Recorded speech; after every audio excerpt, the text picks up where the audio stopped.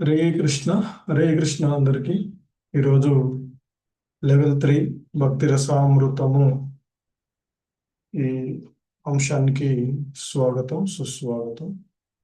ఓం అజ్ఞానతిమిరాంధస్య జ్ఞానాంజనశలాకయా చక్షుర్మిలితం యేన తస్మై శ్రీ గురవే నమః. శ్రీచైతన్యమనోభీష్టం స్థాపితం యేన భూతలే స్వయం రూపః కదా మహ్యం దదాతి స్వపదాంతికం.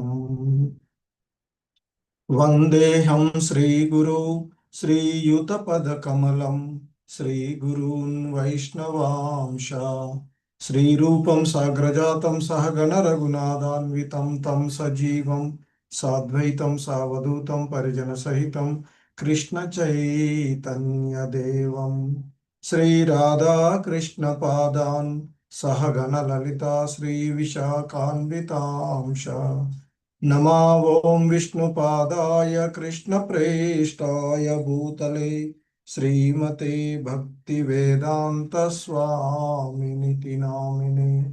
नमस्ते सारस्वते देवे गौरवाणी प्रचारिणे निर्विशेष शून्यवादी पाश्चात्यदेशतारिणे. नमो महावदन्याय कृष्ण प्रेम प्रदायते कृष्णाय कृष्ण चैतन्य नामने गौरीशे नमः. हे कृष्णा करुणा सिंधु दीन बंधु जगत्पते गोपेश गोपिका कांत राधा कांत नमोस्तुते. तप्त कांचन गौरांगी राधे वृंदावनेश्वरी वृषभानुसुते देवी प्रणमामि हरिप्रिये. वाञ्छाकल्पतरुभ्यश्च कृपा सिन्धुभ्य एव च पतितानां पावनेभ्यो वैष्णवेभ्यो नमो नमः. जय श्री कृष्ण चैतन्य प्रभु नित्यानंद श्री अद्वैत गदाधर श्रीवासादि गौर भक्तवृंद. हरे कृष्णा कृष्ण कृष्ण हरे हरे, हरे राम राम राम हरे हरे. हरे कृष्ण. సో ఈరోజు మనము భక్తి రసామృతము అనేటువంటి గ్రంథంలో, ఇది శ్రీల రూప గోస్వాములు వారు రచించినటువంటి భక్తి రసామృత సింధువుకి సంక్షిప్త వ్యాఖ్యానము ఇస్కాన్ సంస్థాపక ఆచార్యులైనటువంటి శ్రీల ప్రభుపాదుల వారి ద్వారా. సో అయితే ఈరోజు మనము చూడబోయేటువంటి అంశము ఆ మొదటి దానిలోని 5 మరియు 6వ అధ్యాయాలు. 5వ అధ్యాయము భక్తియుక్త సేవ యొక్క పవిత్రత, మరియు 6వది ఆ భక్తియుక్త సేవను ఏ విధంగా చెయ్యాలి అనేటువంటిది మనకి ఆ 6వ అధ్యాయంలో చెప్పబడుతుంది. భక్తియుక్త సేవను ఎప్పుడు చేయవలను అనేటువంటిది సో ఇక్కడ మనము ఈరోజు చూసేటువంటి అంశాలు. సో మరి నిన్నటి క్లాసులలో హరే కృష్ణ నిన్నటి టాపిక్ పేరు తెలిసి గుర్తున్న వాళ్ళు హ్యాండ్స్ రేజ్ చేయండి, మాట్లాడకండి, నేను పిలుస్తాను. నిన్న మనం ఏం చాప్టరు, ఏం అంశాన్ని చదివాము? శ్రీల ప్రభుపాదుల వారి భక్తి రసామృతంలో ఉన్నటువంటి 4వ అధ్యాయము మనం చదివినటువంటి, నేను చూసినటువంటి డిస్కస్ చేసుకున్నాం. హరే కృష్ణ. ఒక్కళ్ళేనా గుర్తుపెట్టుకుంది టాపిక్ పేరు?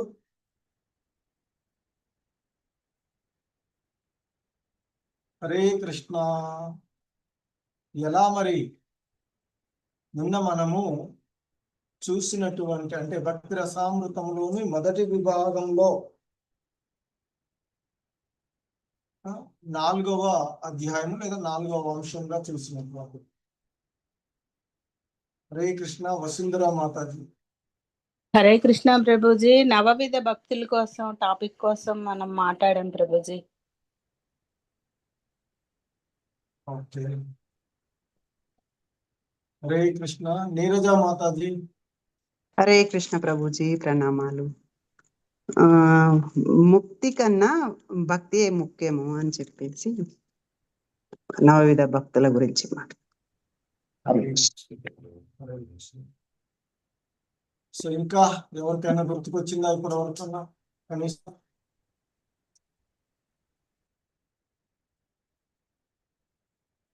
హరే కృష్ణ. నీరజ మాతాజీ హరి బోల్. సో ముక్తి కన్నా భక్తి విశిష్టత గలది అనేటువంటిది నిన్న మనము చూసినటువంటి అంశం. ఎందుకంటే విశుద్ధ భక్తుడు ఎప్పుడూ కూడా ముక్తిని వాంఛించడు అనేటువంటిది మనకి.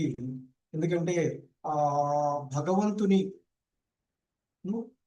సో ముక్తులు మనకి 5 రకాలు. ఏంటి ముక్తి అంటే జనన మరణ చక్రం నుండి బయటపడేటువంటిది.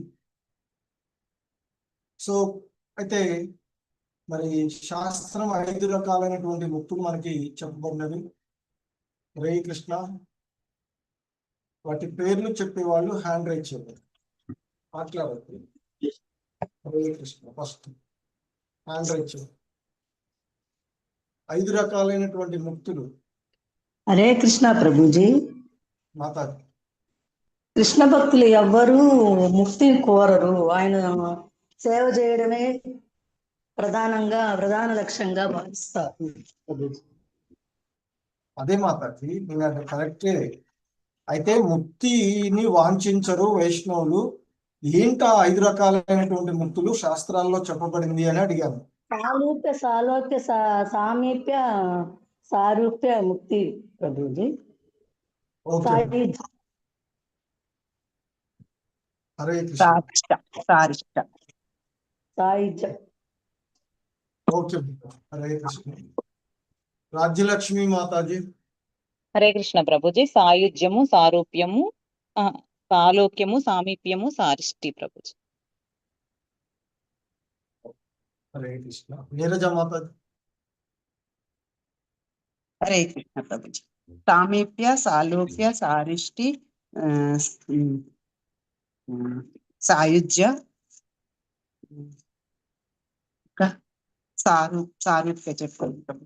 5 సామీప్య, సాయుధ్య, sir sorry Prabhuji, సారిష్ట. Hare Krishna. So 5 రకాలైనటువంటి ముక్తులు. ఇంకా ఎవరైనా 5 పేర్లు ఖచ్చితంగా చెప్పగలిగేవా? వైఎస్ లక్ష్మీ మాతాజీ చెప్పండి. అంటే వరుసగా చెప్పాలా ప్రభుజీ? వరుస ఏం లేదు, 5 పేర్లు కవర్ చేస్తే చాలు కనీసం. హరే కృష్ణ ప్రభుజీ, ప్రణామాలు ప్రభుజీ. సాయుధ్యముక్తి, సారూప్యముక్తి, సామీప్యముక్తి, సాలోక్యముక్తి, సాష్టిముక్తి.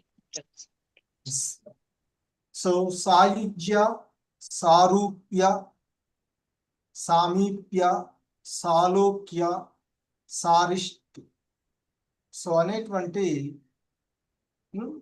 5 రకాలైనటువంటి ఈ ముక్తులు శాస్త్రాల్లో చెప్పబడ్డవి. కానీ భక్తులు ఆ భగవంతుని యొక్క విశుద్ధమైనటువంటి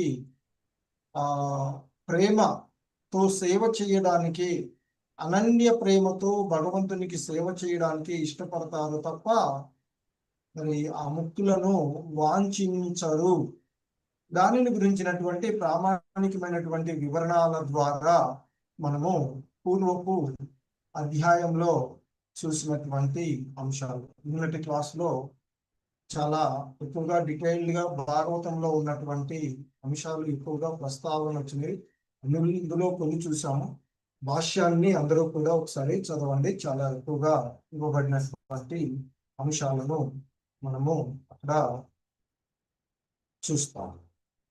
సో మరి ఈరోజు భక్తియుక్త సేవ యొక్క పవిత్రత, అలాగే అది ఎలా చెయ్యాలి, దానిని ఎలా ఆ భక్తియుక్త సేవను ఎట్లు ఆచరించాలి అనేది మనం చూస్తూ ఉంది. మరి భక్తియుక్త సేవ ఇప్పటి నుంచి మనం దాదాపుగా ప్రారంభం నుండి చెప్పుకుంటూ వస్తూ ఉన్నాము. భక్తియుక్త సేవ, భక్తియుక్త సేవ అంటూ చెప్పుకుంటూ వస్తూ ఉన్నటువంటిది. సో ఇప్పటి వరకు రూప గోస్వాముల వారు వివరించినటువంటి అంశాల ద్వారా ఇక్కడ చెప్తూ ఉన్నారు శ్రీల ప్రభుపాదుల వారు. ఇంతవరకు శ్రీల రూప గోస్వామి స్థూలంగా ప్రతిపాదించిన అంశాలను మనము ఈ క్రింది విధంగా సంగ్రహించుకోవచ్చు అంటూ భౌతిక దృష్టితో బ్రహ్మజ్యోతిలో లీనం కావాలనని అభిలషించుచుండునంత వరకు ఏ వ్యక్తి కూడా విశుద్ధ భక్తియుత సేవనందు ప్రవేశించజాలడు. సో అదే ఇంతకుముందు మనం చెప్తున్నట్టు అన్యాభిలాష ఇటువంటి భౌతిక దృష్టితో ఉండవద్దు అనేది చెప్తుంది. సో ఎవడైనా భౌతిక దృష్టితో బ్రహ్మజ్యోతిలో లీనం కావాలని ఎవడైనా అభిలాషించినట్లయితే అలా అభిలాషించేంత వరకు కూడా ఏ వ్యక్తి కూడా శుద్ధమైనటువంటి భక్తియుత సేవలో అతడు నిమగ్నమయ్యేటువంటి అవకాశము లేదు అనేది మనము సంగ్రహించుకోవలసినటువంటి అంశాన్ని చెప్తుంది.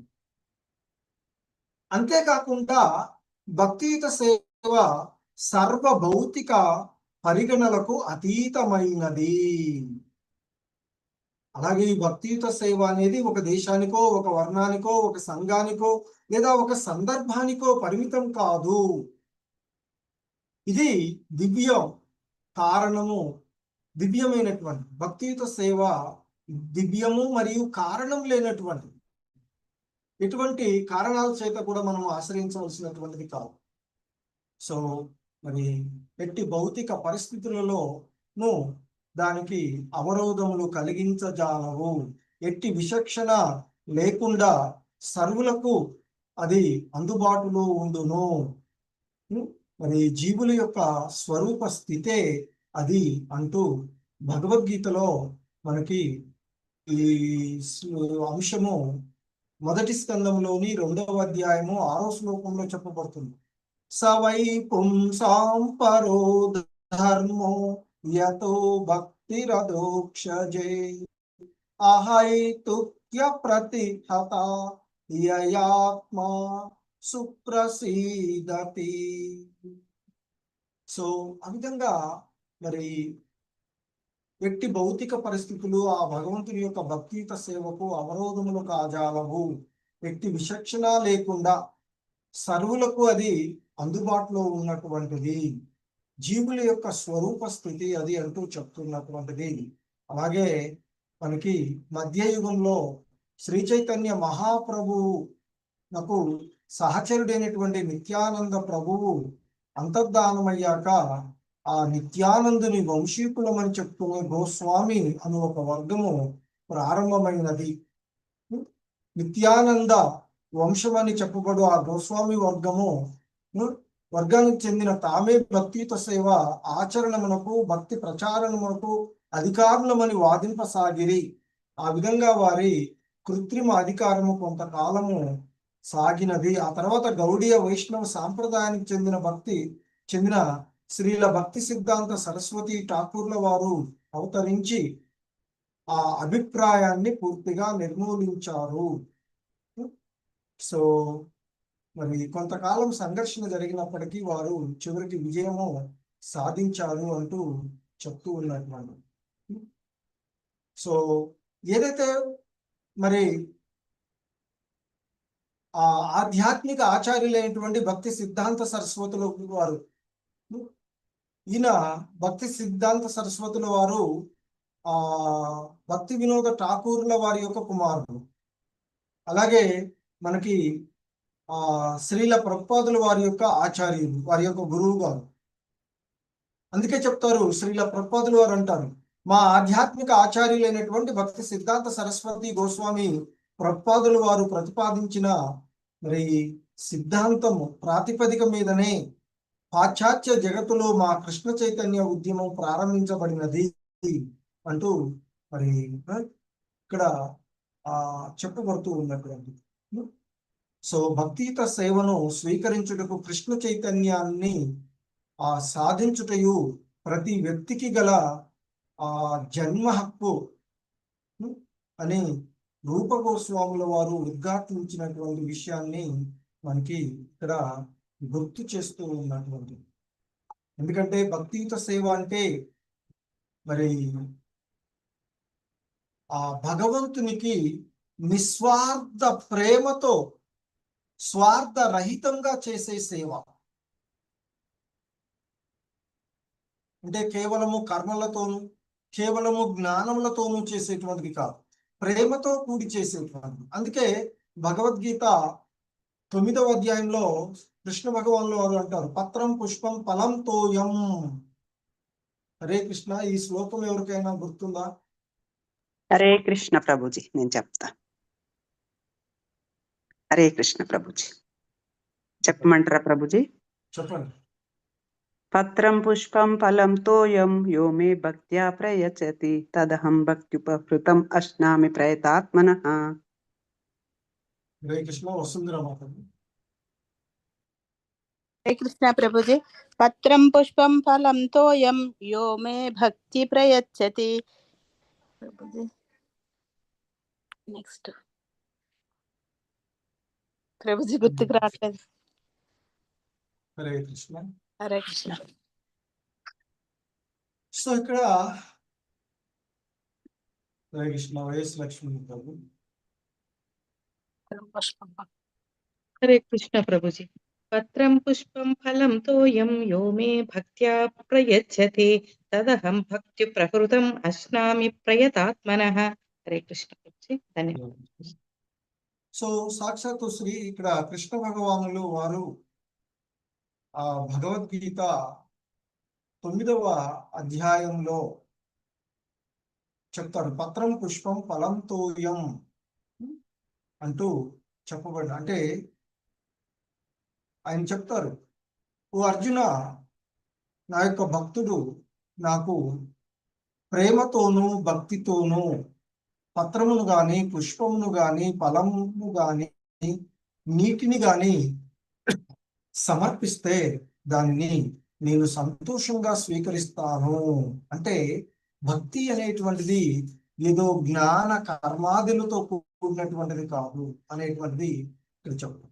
ఆ భగవంతుడు దేన్నైనా, అంటే ఇక్కడ వస్తువులను కాదు ఆయన స్వీకరించేది, ఆ భక్తుడు సమర్పించేటువంటి భక్తిని స్వీకరిస్తాడు అనేటువంటిది మనము అవగాహన చేసుకోవలసినటువంటి.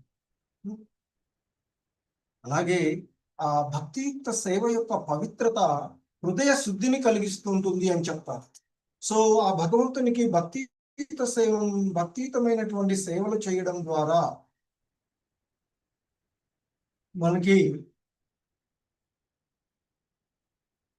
మనలో ఉన్నటువంటి ఆ కామ క్రోధ లోభ మద మాత్సర్యాలన్నిటినీ కూడా తొలగించి ఆ మన యొక్క మనసుని శుద్ధి చేస్తుంది అని చెప్తూ ఉంటారు. అందుకే భాగవతంలో శృణుతాం స్వకథా కృష్ణ అంటూ హృద్యంతస్థో హ్యభద్రాణి అంటూ శ్లోకం చెప్పబడినటువంటి అంశాన్ని మనము ఇక్కడ చూస్తాము.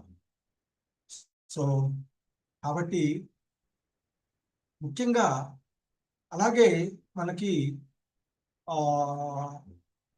ఈ భక్తియుతమైనటువంటి సేవ ఏదైతే ఉందో అది మన యొక్క ఈ కర్మ బంధనాల నుండి నశింపచేస్తుంది. మనకి ఏదైతే కర్మ బంధనాలు ఉంటాయో ఈ బంధనాలని అది తగ్గించేసేటువంటి సాధారణ కర్మ మామూలుగా బంధనానికి కారణమవుతుంది, కానీ భక్తియుతమైనటువంటి సేవ ఏదైతే ఉందో అది విముక్తికి, అంటే ఈ బంధనాల నుండి బయటపడే విధంగా, అంటే ఈ బంధనాలన్నింటినీ కూడా నశింపచేసేటువంటిది భక్తియుత సేవ అని చెప్తున్నాం. అలాగే ఈ భక్తియుత సేవ ద్వారా భక్తి వల్ల భగవంతుడు ప్రసన్నుడవుతాడు. సో మరి జ్ఞాన ఆ యోగ విధానాల కంటే కూడా త్వరగా ఈ భక్తియుతమైనటువంటి సేవ నేరుగా జరిపేది. సో ఈ భక్తియుతమైనటువంటి సేవ ఫలాన్ని ఇస్తుంది అని చెప్తారు. అలాగే ఇది నిత్యమైనటువంటి ఆనందాన్ని కలిగిస్తుంది. ఎందుకంటే బాహ్యమైనటువంటి ఆనందము మనము భౌతిక ఇంద్రియ భోగ వాంఛల ద్వారా పొందేటువంటిది తాత్కాలికమైనటువంటి బాహ్య సుఖం. కానీ భక్తి వల్ల పొందేటువంటి ఆనందం ఏదైతే ఉందో అది నిత్యమైనదిగా చెప్తూ ఉంటుంటారు మనకి. సో అలాగే ఇక్కడ మనకి ఆ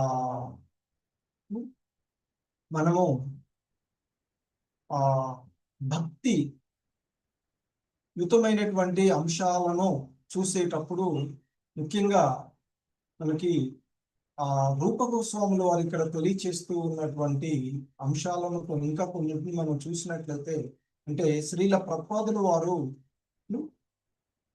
ఆయన చెప్తుంటారు, ఒక వ్యక్తి సక్రమంగా భక్తియుత సేవను నిర్వహించుచున్నచో అట్టి వ్యక్తి పతనం చెందే ప్రశ్నయే లేదు. మరి ఇది భగవద్గీతలో శ్రీకృష్ణ భగవానులు వారు చెప్పినటువంటిది. ఇదే విషయాన్ని దీంట్లో కూడా మనకి భక్తి రసామృతంలో రూప గోస్వాములకు వారు కూడా మనకి తెలియచేస్తూ ఉన్నారు. ఒకవేళ పరిస్థితుల ఒత్తిడి వలన ఒక వ్యక్తి పతనం చెందినను వైష్ణవుడగు వానికి తిరిగి పవిత్రీకరించబడడానికి ప్రాయశ్చిత్తాది కర్మకాండలతో నిమిత్తం లేదు. ఎందుకంటే కొన్ని మనకి వేదాలలో చెప్పబడుతూ ఉన్నటువంటి కొన్ని అపరాధాలు చేసినట్లయితే వాటికి ప్రాయశ్చిత్తాలు ఉంటాయి. సో కానీ వైష్ణవ విధానంలో భక్తియుత సేవ చేసేటువంటి వాడికి ఎటువంటి ప్రాయశ్చిత్త కర్మకాండలతో నిమిత్తం లేకుండా అతడు భక్తియుతల సేవలో నిమగ్నమైనట్లయితే అవన్నీ కూడా మరి తిరిగి అతడు పవిత్రీకరించబడతాడు. అంతేగాని ప్రాయశ్చిత్తం చేసుకొని పవిత్రీకరించబడవలసినటువంటి అవసరం లేదు అనేది ఇక్కడ చెప్తూ ఉన్నటువంటిది.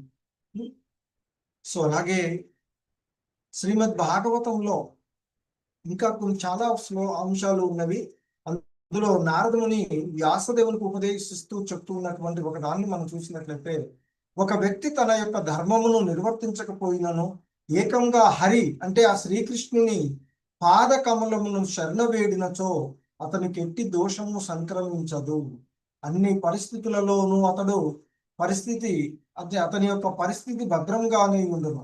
ఒకవేళ చెడు సాంగత్యం వలన భక్తియుక్త సేవలో అతడు పతనం చెందినను లేక అకాల మృత్యువు పాలబడిన సాధన పూర్తి చేయక జాలకపోయినో అతనికి ఎట్టి హాని కలగదు. ఎందుకంటే ఆధ్యాత్మికమైనటువంటి విషయము ఏ కొంచెం చేసినా అది తదుపరి జన్మలలో మన కొనసాగింపుగా వస్తూ ఉంటుంది. అదే భౌతికమైనటువంటి సేవలు ఏది కూడా మనకు రాదు. ఓన్లీ ఆధ్యాత్మికమైనటువంటి సేవ, భక్తియుతమైనటువంటి సేవ మాత్రమే మనతో కంటిన్యూ అయ్యేటువంటి. సో కాబట్టి ఇంద్రియ తృప్తి కొరకు పడు ఆరాటము భవబంధనముల నుండి విముక్తి కలిగింపజాలని తెలియక వెర్రిగా ఇంద్రియ లోరులై జీవించేటువంటి బద్ధ జీవులకు కలుగు ఫలితము అంటూ చెప్తుంది. మరి అదే ఈ జనన మరణ చక్రాలలో కొట్టు కొంచుండటయే అని చెప్తున్నాను. ఎందుకంటే మనకి భాగవతంలోనే ఋషభదేవుడు చెప్తారు, కామ్యకర్మలు చేయు వ్యక్తులు పునర్జన్మలను పొందుచుందురు. వాసుదేవునితో ప్రేమానుబంధమును కొనునంత వరకు భౌతిక ప్రకృతి కఠోర శాసనముల నుండి వారు విడుదలగుట కల్లా అని చెప్తూ ఉన్నారు.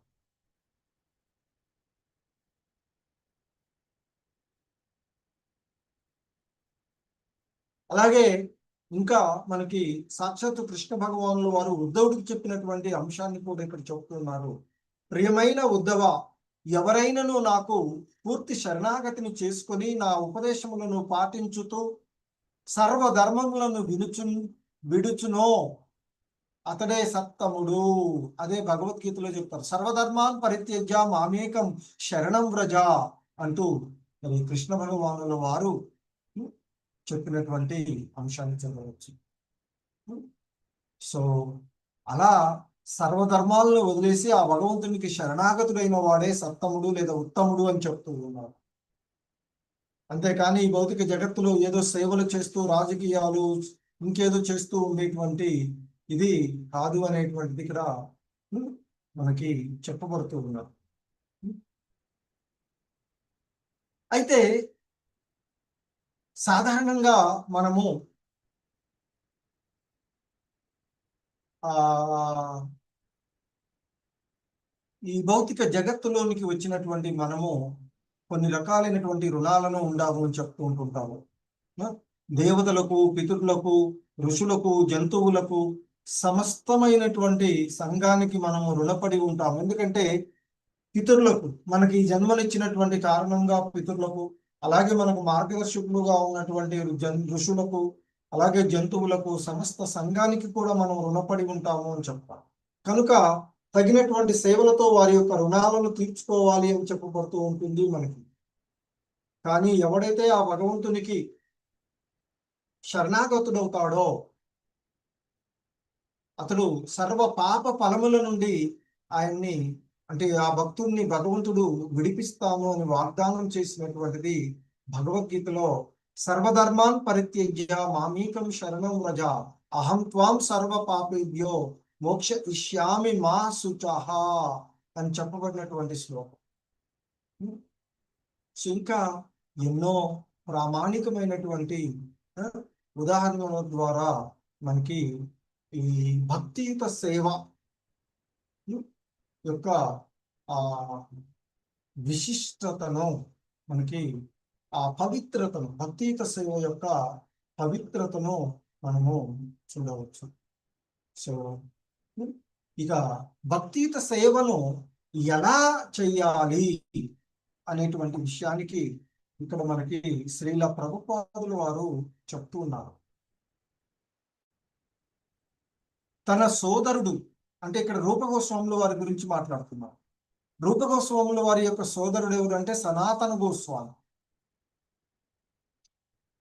వైష్ణవులకు ఉపయోగపడు హరిభక్తి విలాసము అనే గ్రంథమును రచించిననియు, అందు వైష్ణవులు పాటింపదగు నియమ నిబంధనలు అనేకము పేర్కొనబడిననియు శ్రీల రూపగోస్వాముల వారు వచించి ఉన్నారు అంటూ చెప్తున్నారు.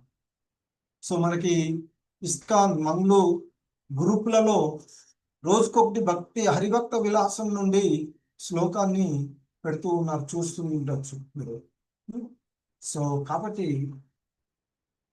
మరి ఆ విధంగా హరిభక్తి విలాసంలో ఉన్నటువంటి వాటిలో కొన్ని మిక్కిలి ప్రధానమైనటువంటివి అంటూ నియమాలు, మరి అటువంటి ప్రధాన నియమ నిబంధనలు మాత్రమే రూపగోస్వాముల వారు ఇందులో మనకి వివరించారు. అంటే భక్తియుత సేవను ఎలా చెయ్యాలి అంటే రూపగోస్వాముల వారు వివరాల జోలికి పోకుండా ప్రాతిపదిక సూత్రాలను మాత్రమే ప్రతిపాదించారు అనేది అర్థం చేసుకోవాలని ఇక్కడ చెప్తూ ఉన్నారు. సో అందులో కొన్నింటిని ఇక్కడ చెప్తూ ఉన్నారు. ప్రామాణికుడైన ఒక ఆధ్యాత్మిక ఆచార్యుని పాదపద్మములను ఆశ్రయించుట, ఆయన ద్వారా మంత్రదీక్షను పొంది భక్తియుత సేవనెట్లు చెయ్యవలెనో నేర్చుకొనుట, విశ్వాసంతోనూ భక్తితోనూ ఆధ్యాత్మిక ఆచార్యుని ఆదేశాలను పాటించుట, ఆధ్యాత్మిక ఆచార్యుని పర్యవేక్షణలో పూర్వ ఆచార్యుల అడుగు జాడలలో నడుచుట, శ్రీకృష్ణ చైతన్య మార్గమున ప్రగతి సాధించిన విషయమై ఆధ్యాత్మిక ఆచార్యుని ప్రశ్నించుట, దేవదేవుడకు శ్రీకృష్ణుని ప్రీతి కొరకు ఎట్టి భౌతిక విషయమునైనను త్యజించుటకు సంసిద్ధుడగుట అంటూ సో కొన్ని అంశాలను, అలాగే ద్వారక, బృందావనము వంటి పవిత్ర గ్రామాలలో జీవితమును గడుపుట, భౌతిక జగత్తుకు సంబంధించిన దానిని మనకు అవసరమైనంత వరకే స్వీకరించి ఏకాదశి దినము ఉపవాసమును పాటించుట,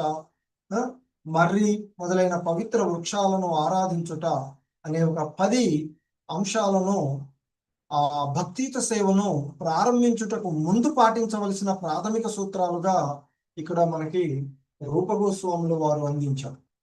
మరి ఎప్పుడైతే భక్తిని ప్రారంభించామో తదుపరి చేయవలసినటువంటి మరొక 10 సూత్రాలను ఇక్కడ చెప్తూ ఉన్నారు.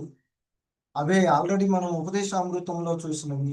భక్తులు కార్య వారి యొక్క సాంగత్యమును నిర్మోహమాటంగా పరిహరించుట, అభక్తుల యొక్క సాంగత్యాన్ని వదిలివేయుట, భక్తియుత సేవా మార్గమును స్వీకరించు తలంపు లేని వారికి ఎట్టి ఉపదేశములు చేయకుండా, సో భక్తియుత సేవ గురించి అసలు ఏమాత్రం ఆసక్తి లేని వాళ్ళకి ఆ భక్తియుత సేవా మార్గాన్ని గురించి చెప్పాల్సిన అవసరం లేదని చెప్తారు. అధిక ఖర్చుతో కూడిన దేవాలయాలను ఆశ్రయాలను నిర్మించే విషయంలో ఎక్కువ ఉత్సాహం చూపకూడదు. ఉన్న వాటితోనే ఎక్కువ మందికి భక్తియుతమైనటువంటి సేవను ప్రచారం చేయాలని చెప్తున్నారు. ఎక్కువ పుస్తకములను చదవకుండుట, మరి శ్రీమద్ భాగవతమును గురించియో భగవద్గీత గురించియో ఉపన్యాసములు ఇస్తూ జీవనోపాధిని సంపాదించుకునేందుకు యత్నింపకూడదు. భగవద్గీత భాగవతాలను చెప్తూ మరి ఆ జీవనోపాధి కోసం వాటిని ఆ వృత్తిని ఆచరించరాదు అంటూ చెప్తూ నిత్య జీవన కార్యక్రమాలలో అశ్రద్ధ చూపకూడదు అని. మరి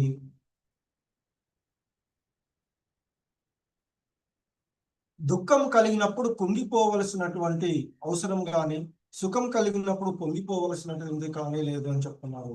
అలాగే మరి శ్రీకృష్ణుని సేవిస్తున్నాం కదా అని చెప్పేసి ఇతర దేవతలను దూషించకూడదు. అన్య దేవత దూషణము అపరాధం అని చెప్తున్నారు. ఏ ప్రాణికిని అనవసరమైనటువంటి కష్టాన్ని కలిగింపకూడదు అని చెప్తున్నారు. దేవాలయాల్లో విగ్రహారాధనలో కానీ భగవన్నామ జపంలో కానీ అపరాధాలు దొరలకుండా జాగ్రత్త వహించాలి.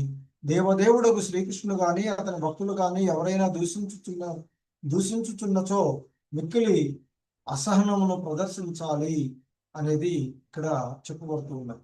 ఇంకా కొన్ని అంశాలను చెప్తూ ఉన్నారు.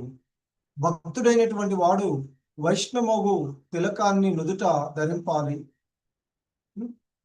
మరి ఎందుకంటే ఎవరైనా చూసినట్లయితే ఆ తిలకాన్ని ఆ గుర్తులను చూసినప్పుడు మనకి అంటే చూసినటువంటి వాడికి కృష్ణుడు గుర్తొచ్చే విధంగా అలాంటి వాడే మరి వైష్ణవుడు అని శ్రీ చైతన్య మహాప్రభులు వారు చెప్తారు. ప్రతి వైష్ణవుడు ఇతరులకు శ్రీకృష్ణుని గుర్తు చేయటకు తన శరీరముపై తిలకాన్ని చిహ్నాలను ధరించాలి అని చెప్తున్నారు. అట్టి తిలక చిహ్నాలు ధరించే సందర్భమున ఒక్కొక్కప్పుడు హరే కృష్ణ అని కూడా ఆ దేహంపై లిఖించుకునవచ్చు అని చెప్తారు. ఇక భగవంతునికి మరియు ఆధ్యాత్మిక ఆచార్యునికి అర్పించినటువంటి పుష్ప తోమాలను భక్తుడు స్వీకరించి తన దేహంపై ధరించాలి అని చెప్తారు. భగవంతుని సన్నిధిలో నాట్యం చేయటం నేర్చుకోవాలను. భగవంతుని గాని ఆధ్యాత్మిక ఆచార్యుని గాని దర్శించినంతనే సాష్టాంగ ప్రణామాలు చేయాలి, అలవాటు చేసుకోవాలని చెప్తున్నారు. మరి శ్రీకృష్ణుని ఆలయం సందర్శించినప్పుడు భక్తులు నిలబడాలను. వీధిలో భగవంతుని ఊరేగింపు ఎదురైనప్పుడు భక్తులు ఊరేగింపుతో కలిసి కొంత దూరం ప్రయాణం చేయాలి అని చెప్తుంటారు.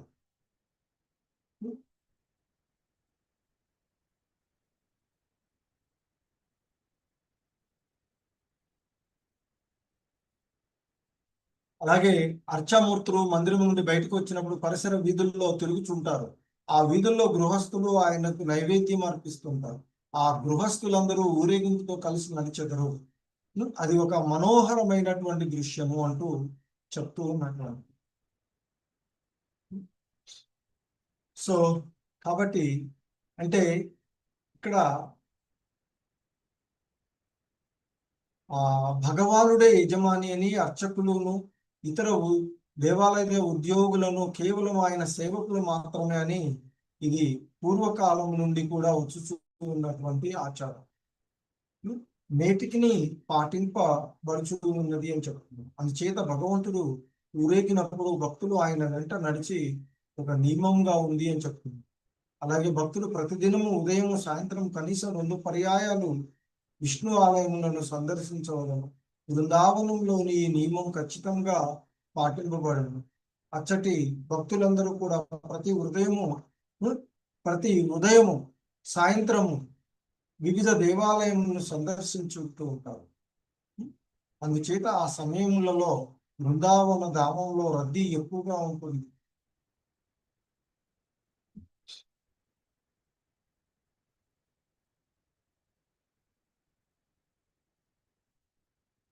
ఇంకా దేవాలయాల చుట్టూ ముందుగా కనీసము 3 పర్యాయములు భక్తులు ప్రదక్షిణ చేయాలి అని చెప్తూ ఉన్నారు. సో అంటే 3 కంటే కూడా ఎక్కువగా వారి యొక్క ఆ నియమాలను బట్టి చేస్తూ ఉంటుంటారు అనేది చెప్తున్నాం. అలాగే దేవాలయాల్లో శాస్త్ర విధులను అనుసరించి విగ్రహారాధన చేయాలి. ఆరతి ప్రసాదము అర్పించడము, భగవంతునికి స్త్రీ విగ్రహమును అలంకరించడం మొదలైనటువంటి వాటిని సక్రమంగా పాటించాలి అని చెప్తారు. భక్తుడు స్త్రీ విగ్రహములను వ్యక్తిగత సేవ, అంటే ఆ స్త్రీ విగ్రహాలకి వ్యక్తిగత సేవ చేయాలి అని చెప్తారు. అంటే గానం చేయవచ్చు, సంకీర్తనం చేయవచ్చు, జపం చేయవచ్చు, స్తోత్రములు చేయవచ్చు. అలాగే ప్రసిద్ధ ప్రార్థనలు చదవలను, మహాప్రసాదాన్ని స్వీకరించడము, చరణామృతం స్వీకరించడము, మరి భగవంతుడు దర్శించిన పుష్పమాలను ధూపము యొక్క ఆఘ్రానించడము, శ్రీ విగ్రహాలు మరి చరణార విందములను సృష్టించడము, గొప్ప భక్తియుత అయినటువంటి భావంతో ఆ శ్రీ విగ్రహాలను దర్శించుకోవాలి అని చెప్తూ ఉంటున్నారు. సో ఆ విధంగా మనకి మరి అనేకమైనటువంటి అంశాలు అందులో మనకి చెప్పబడినటువంటి. సో మరి ఆ భగవంతుని యొక్క భక్తియుత సేవలో ఆ మన దేహము, మనస్సు, కర్మలన్నీ కూడా చేర్చి మరి ప్రారంభంలో చెప్పినట్లుగా భక్తి అంగాలు, మన ఇంద్రియములన్నీ భగవత్ సేవలో నిమగ్నమయ్యేటట్టుగా మనం నియంత్రించుకోవాలని చెప్తుంది. సో మరి ఈ విధంగా రూపగోస్వాముల వారు అనేకమైనటువంటి అంశాలని మనకి తెలియచేసినటువంటి. సో అలాగే మనము ఆ భక్తియుతమైనటువంటి సేవను చేసేటువంటి విషయాలలో మనకి శ్రీమద్ భాగవతంలో విశ్వాసం చాలా ముఖ్యమైనది. అంటే భగవంతుని కోసమనే భావంతో చేయాలి అని. అందులో నవవిధ భక్తి మార్గాలు కూడా భాగవతం ఇంతకుముందు చెప్పుకున్నట్లు కాకుండా ఇంకా నవవిధ భక్తి: శ్రవణం చేయడం, కీర్తనం చేయడం, స్మరణం, పాదన సేవనం, అర్చనం, వందనం, దాస్యం, సఖ్యం, ఆత్మ నివేదన. ఇవి భక్తి సేవకు ప్రాథమికమైనటువంటి మార్గాలుగా చెప్తుంటారు. అలాగే మనకి భగవద్గీతలో చెప్తున్నట్లుగా కర్మణ్యే వాధికారస్తే అనేటువంటి శ్లోకంలో కర్మఫల అంటే కర్మలను ఫలాపేక్ష లేకుండా, కీర్తి లాభం కోసం కాకుండా కర్మలను ఆచరించాలి అని మనకి భగవద్గీతలోనే ఆ శ్లోకం చెప్తారు. అలాగే అంటే నిష్కామ భావంతో చేయాలి. అలాగే ఇంకా చెప్తారు, శాస్త్రబద్ధంగా చేయాలి, స్వేచ్ఛగా, మన ఇష్టానుసారం కాదు. అందుకే గురువు యొక్క మార్గదర్శకంలో భక్తియుత సేవ చేయాలి అని చెప్తుంటారు. అలాగే మరి భక్తియుత సేవలో సత్సంగం కూడా చాలా అవసరం అని చెప్తారు. ఎందుకంటే ఈ సత్సంగం వలన భక్తి పెరుగుతుంది అని చెప్పుకుంటున్నారు. అలాగే నిత్యం సాధన చేయాలి, నామజపం చేయడము, శాస్త్రీయ అధ్యయనం చేయడము, దేవాలయ సేవలు చేయడము. ఇక భక్తియుతమైనటువంటి సేవలో కొన్ని తీసుకోవలసినటువంటి జాగ్రత్తలు కూడా మనకు చెప్తారు. అహంకారం ఉండకూడదు, ద్వేషం ఉండకూడదు, అలసత్వం ఉండకూడదు. సేవలో వినయం అత్యంత ముఖ్యమైనది అని చెప్తారు.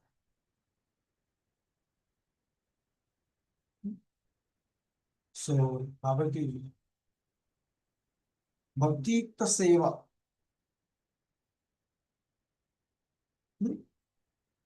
అంటే పవిత్రమైన మార్గమే. మరి ఈ భక్తియుత సేవ హృదయాన్ని శుద్ధి చేస్తుంది, కర్మబంధనాలను తొలగిస్తుంది, ఆ భగవంతుని యొక్క కృపను భక్తులపై పడే విధంగా చేస్తుంది అని చెప్తారు. మరి ఆ భక్తియుతమైనటువంటి సేవ మార్గాన్ని ఎలా కొనసాగించాలి అంటే ఇక్కడ చెప్తూ ఉన్నారు, నిష్కామ భావంతో చేయాలి. అదే మనకి భగవద్గీతలో శ్రీకృష్ణ భగవానుడు కర్మణ్యే వాధికారస్తే అనేటువంటి శ్లోకంలో చెప్పబడినట్లుగా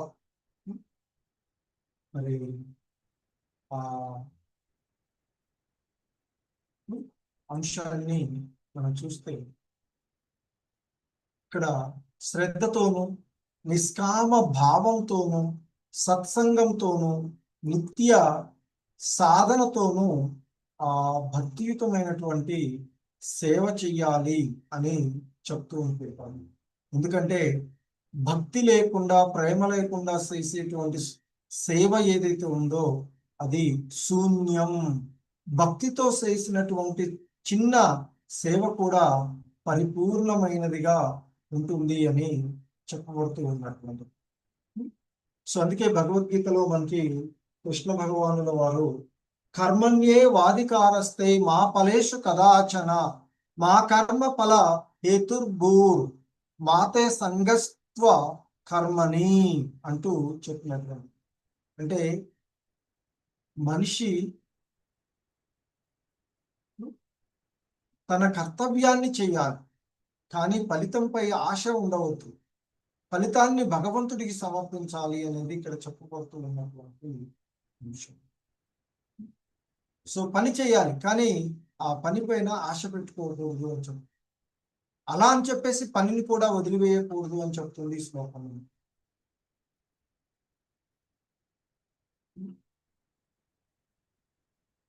సో ఈ విధంగా మనము ఈరోజు ఈ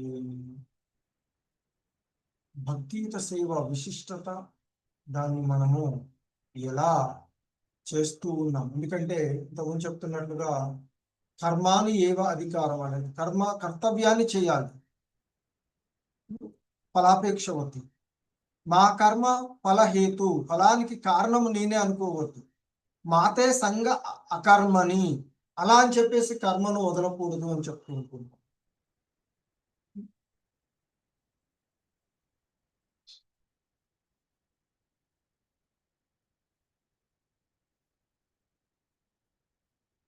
సో అందుకే శ్రీల ప్రభుపాదులు వారు చెప్తారు, కర్మలను కృష్ణార్పణమస్తు అంటూ చెయ్యాలి, పని చేయడం ఆపకూడదు, కానీ ఫలితాన్ని కృష్ణుడికి సమర్పించాలి.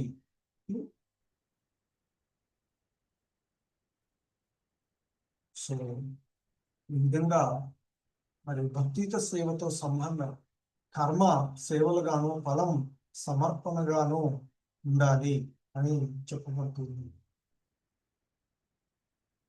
సో మరి మన యొక్క ఆచరణలో మనము మన యొక్క బోధనైనా, మన యొక్క ఉద్యోగమైనా, మన యొక్క కుటుంబ బాధ్యతలైనా ఇవన్నీ కూడా సేవగా భావించాలి. అంతేగాని విజయం వచ్చినప్పుడు అహంకారం పడటము, అపజయం వచ్చినప్పుడు నిరాశ పడడము చేయవద్దు అని చెప్తారు. హరే కృష్ణ. సో ఇవి ఈరోజు అంశాలు మనము చూసినటువంటివి. హరే కృష్ణ. ప్రభు